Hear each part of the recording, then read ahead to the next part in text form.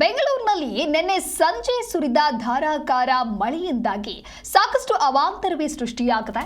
ಪರಿಣಾಮ golden cement sheet ಬಿದ್ದು ವ್ಯಕ್ತಿ ಓರ್ವ ಸಾವನ್ನಪ್ಪಿದ್ದಾರೆ ಅನ್ನುವಂತ ಮಾಹಿತಿ ಸಿಕ್ಕಿದೆ. ಮನೆಯಲ್ಲಿದ್ದ 35 ವರ್ಷದ ಮಂಜು ಇವರ ಮೇಲೆ ಶೀಟ್ ಬಿದ್ದಿದೆ. ಮನೆಯಲ್ಲೇ ಇರ್ತಾರೆ, ಆದರೂ ಕೂಡ ವ್ಯಕ್ತಿ ದಾರುಣ ಅಂತ್ಯ ಕಂಡಿದ್ದಾರೆ. ಮೈಸೂರು ರಸ್ತೆಯ ಕಸ್ತೂರಿಬಾ ನಗರದಲ್ಲಿ ಆಗಿರುವಂತಹ ಘಟನೆ ಇದು. ಬಿರುಗಾಳಿ ಮತ್ತು ಮಳೆಗೆ ಶೀಟ್ ಹಾರಿ ಮನೆಗಳಿಗೆ ಮೊದಲು ಹಾನಿಯಾಗುತ್ತೆ. ಬಸವನಗುಡಿಯಲ್ಲಿ ಕೊಂಬೆ ಬಿದ್ದು ಇಬ್ಬರಿಗೆ ಗಾಯವಾಗಿದೆ. ಬಸವನಗುಡಿ ರಾಮಕೃಷ್ಣ ಮಠದ ಮುಂಭಾಗ ಆಗಿರುವಂತಹ ಘಟನೆ ಇದು. ರಾಕೇಶ್ 26 ವರ್ಷದ ರಾಕೇಶ್ ಹಾಗೆ 30 ವರ್ಷದ ಮಂಜುನಾಥ್ ಇವರಿಬ್ರು ಕೂಡ ಗಾಯಾಳುಗಳು. ನಿನ್ನೆ ಸಂಜೆ 7 ಗಂಟೆಗೆ ಕಾರಿನಲ್ಲಿ ಇಬ್ರು ಕೂಡ ಬರ್ತಾ ಇರ್ತಾರೆ. ಈ ವೇಳೆ ರಾಮಕೃಷ್ಣ ಮಠದ ಮುಂಭಾಗ ಬಂದಾಗ ಮರದ ಕೊಂಬೆ ಕಾರ್ ಮೇಲೆ ಬಿದ್ದಿದೆ.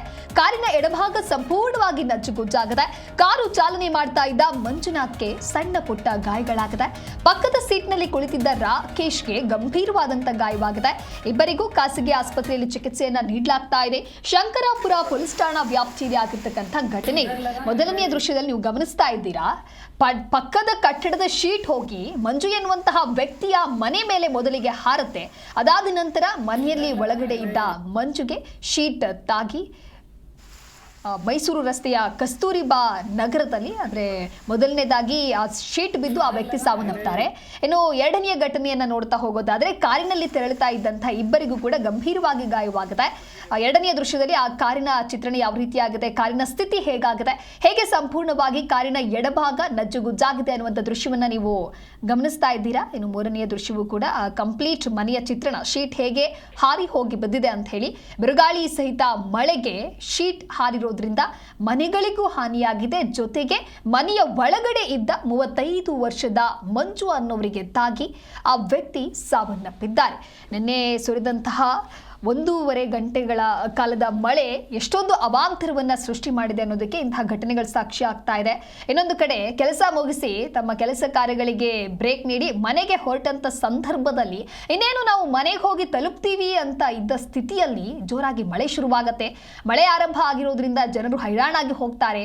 ಇನ್ನು ರಸ್ತೆಗಳಲ್ಲಿ ನೀರು ಹರಿತಾ ಇರತ್ತೆ. ಹೊಳೆಯಂತಾಗಿ ರಸ್ತೆಗಳೆಲ್ಲವೂ ಕೂಡ ಪರಿಣಮಿಸಿತ್ತು. ಹಾಗಾಗಿ ಆ ರಸ್ತೆಯಲ್ಲಿ ಹೋಗೋದಕ್ಕೂ ಕೂಡ ಸಾಕಷ್ಟು ಸಮಸ್ಯೆ ಆಗಿದೆ. ನಿರಂತರವಾಗಿ ಟ್ರಾಫಿಕ್ ಜಾಮ್ ಉಂಟಾಗಿತ್ತು. ಹಾಗಾಗಿ ಜನರಿಗೆ ಒಂದು ರೀತಿ ಸಾಕಷ್ಟು ಸಮಸ್ಯೆ ಆಗಿದೆ.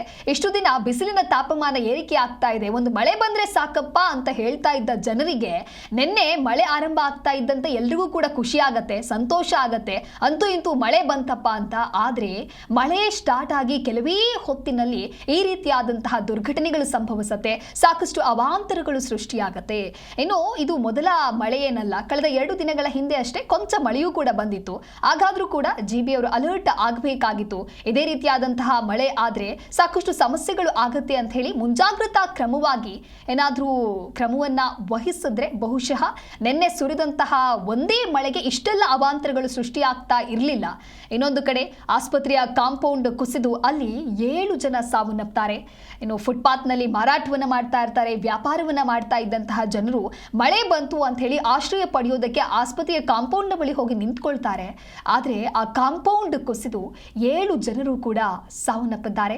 ಇದು ಒಂದು ಕಡೆಯಾದ್ರೆ ಇನ್ನು ಕೆಲವೆಡೆ ಮರಗಳ ಮೇಲೆ, ರಸ್ತೆಯ ಮೇಲೆ ಮರಗಳು ಕೂಡ ಧಾರಾಕಾರವಾಗಿ ಸುರಿದ ಮಳೆಯಿಂದಾಗಿ ನೆಲಕ್ಕೆ ಉರುಳಿವೆ. ಇನ್ನು ರಾಜಾಜಿನಗರದಲ್ಲಿಯೂ ಕೂಡ ಸಾಕಷ್ಟು ಅವಾಂತರ ಸೃಷ್ಟಿಯಾಗಿದೆ. ಹಾಸ್ಪಿಟಲ್ನ ಬಳಿ ಆಟೋ ಪಾರ್ಕ್ ಮಾಡಿ ಇನ್ನೇನು ಹಾಸ್ಪಿಟಲ್ಗೆ ಹೋಗಿ ತಂದೆಯನ್ನ ನೋಡಿ ವಾಪಸ್ ಬರ್ತಾ ಇದ್ದಂಥ ಸಂದರ್ಭ, ಅಂದರೆ ರಾಜಾಜಿನಗರದ ESI ಹಾಸ್ಪಿಟಲ್ ಅದು. ಇನ್ನೇನು ಗಾಡಿ ಪಾರ್ಕ್ ಮಾಡಿ ಹೋಗಿರ್ತಾರೆ, ಬಂದು ನೋಡುವಷ್ಟರೊಳಗೆ ಆಟೋ ಮೇಲೆ ಮರ ಬಿದ್ದಿರುತ್ತೆ. ಸಂಪೂರ್ಣವಾಗಿ ಆಟೋಗಳು ಕೂಡ ಜಖಂಗೊಂಡಿದೆ. ಅದೇ ಆಟೋವನ್ನ ನಂಬಿಕೊಂಡು ಜೀವನವನ್ನ ನಡೆಸ್ತಾ ಇದ್ರು. ಸತತ 2 ಆಟೋಗಳು ಕಂಪ್ಲೀಟ್ ಆಗಿ ಈಗ ಹಾಳಾಗುತ್ತೆ. ಅಂದರೆ ಮರದ ಕೊಂಬೆಗಳು ಆಟೋದ ಮೇಲೆ ಬಿದ್ದಿರುವಂತ ಪರಿಣಾಮ ಆಟೋಗಳು ಕೂಡ ನಜ್ಜುಗುಜ್ಜಾಗಿ ಹೋಗಿದೆ.